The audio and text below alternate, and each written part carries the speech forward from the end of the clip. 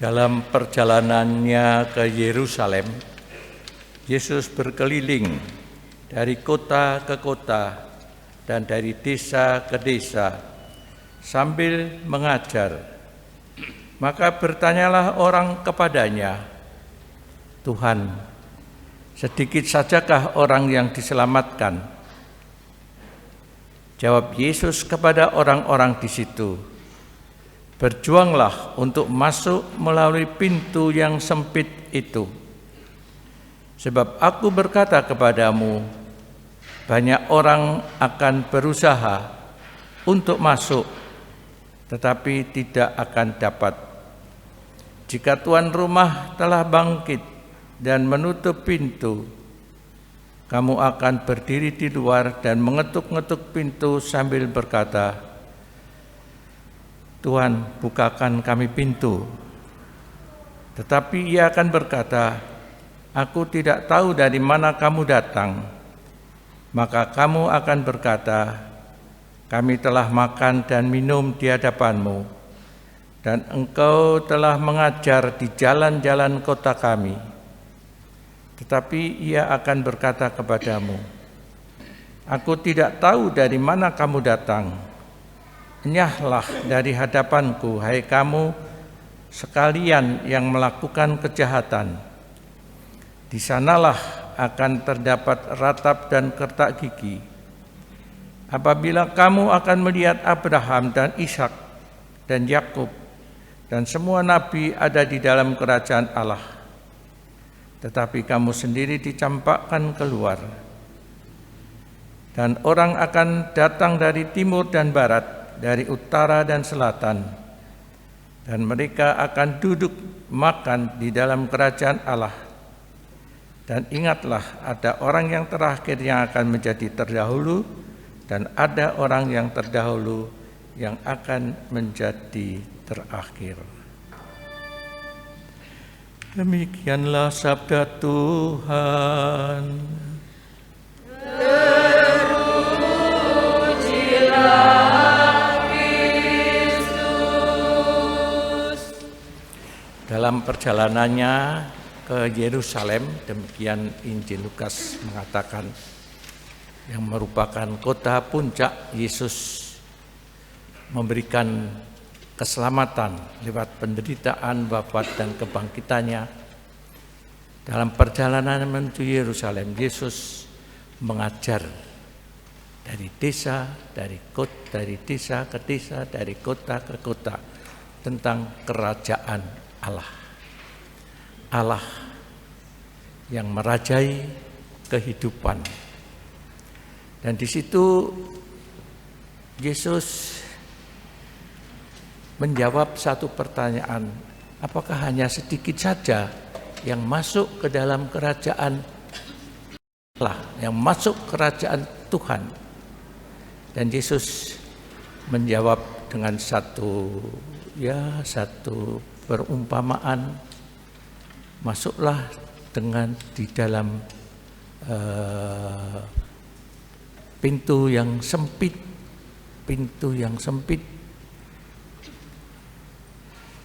Dulu pada minggu-minggu yang lalu, orang tidak mudah orang kaya masuk dalam kerajaan surga seperti unta masuk ke dalam lubang jarum. Maksudnya juga suatu pintu yang sempit, karena diceritakan di Yerusalem, untuk masuk kota Yerusalem itu ada pintu gerbang yang besar-besar, tapi juga ada pintu yang kecil yang dijaga di situ, pintu yang sempit. Kalau masuk pintu yang sempit, harus meninggalkan segala sesuatunya supaya bisa masuk. Unta juga bisa masuk karena transportnya di waktu itu pakai unta, beban-bebannya diturunkan. Demikian juga masuk pintu yang sempit, artinya juga kiranya mau merendahkan diri. Orang-orang Farisi itu diceritakan sombong, tidak percaya pada Yesus. Dia mengandalkan keahliannya di dalam hukum-hukum Taurat. Orang Farisi ahli kitab, tapi tidak mau merendahkan diri, mengosongkan diri seperti Yesus mengosongkan dirinya, jadi manusia yang lemah. Juga kalau masuk ke dalam kerajaan surga, harus merendahkan dirinya, mengosongkan dirinya di hadapan Allah, supaya dapat belajar dari Yesus sendiri. Karena itu juga merendahkan diri. Kita ingat bagaimana dosa pertama itu Adam dan Hawa jatuh dalam dosa juga karena tidak rendah diri, merendahkan diri, tetapi sombong. Digoda oleh setan, kalau kamu makan buah ini, kamu akan menjadi seperti Allah sendiri. Dia tidak menyadari dirinya adalah ciptaan Allah. Dia harus merendahkan diri di hadapan Allah. Tidak sombong, karena itu jatuh di dalam dosa dan diusir dari Taman Firdaus. Ibu bapak dan saudara-saudari semua yang terkasih, keutamaan kerendahan hati itu akan menimbulkan keutamaan-keutamaan yang lain. Seperti Yesus turun dari surga menjadi manusia, merendahkan diri, mengosongkan diri. Kita pun juga diajak untuk merendahkan diri di hadapan Allah agar dapat belajar.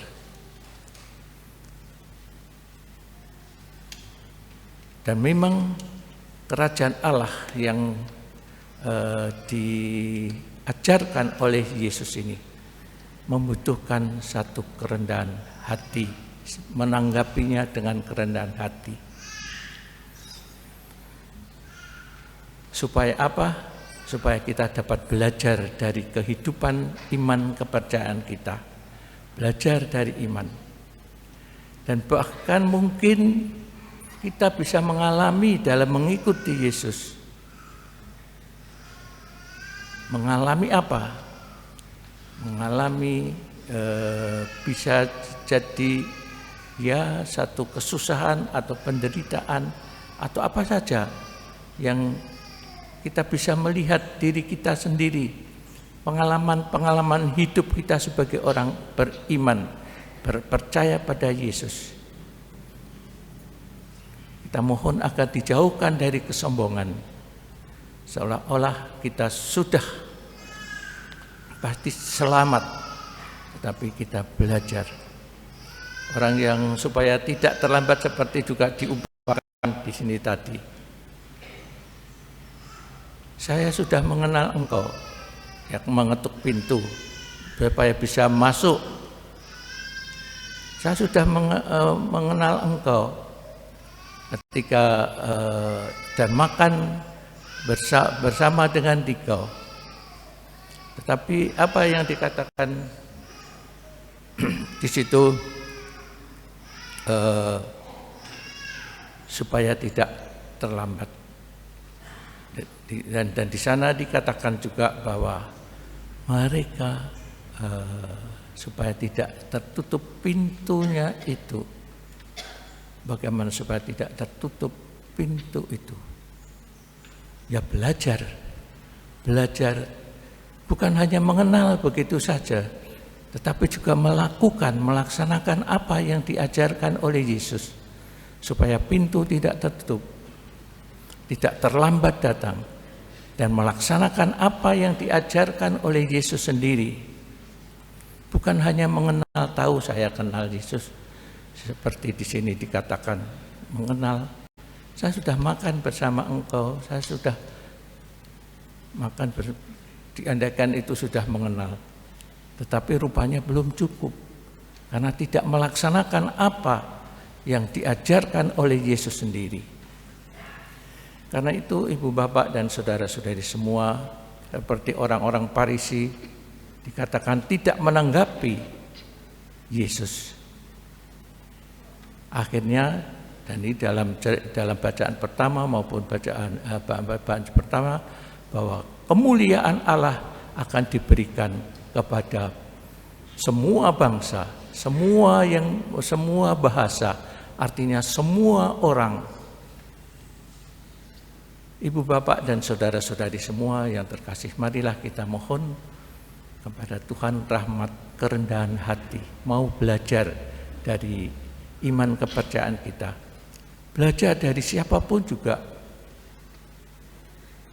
dari kehidupan mereka, bukan hanya kehidupan saudara-saudara kita yang seiman juga, tapi belajar juga dari saudara-saudari kita yang aneka macam iman kepercayaannya. Belajar apa yang dapat, saya kira ini juga suatu sikap kerendahan hati. Dan yang kedua adalah kita mencoba melalui pintu yang sempit, artinya belajar, artinya melaksanakan ajaran-ajaran Yesus, merendahkan diri dan mengerjakan apa-apa yang diajarkan oleh Yesus.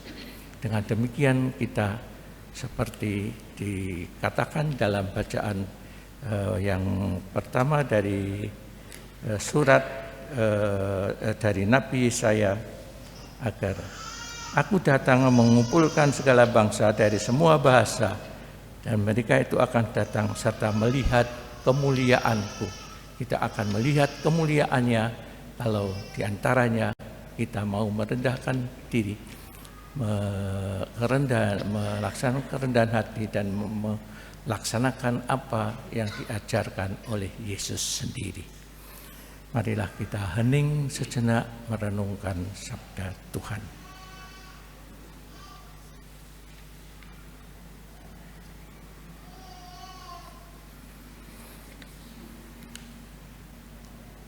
Kemuliaan kepada Bapa dan Putra dan Roh Kudus.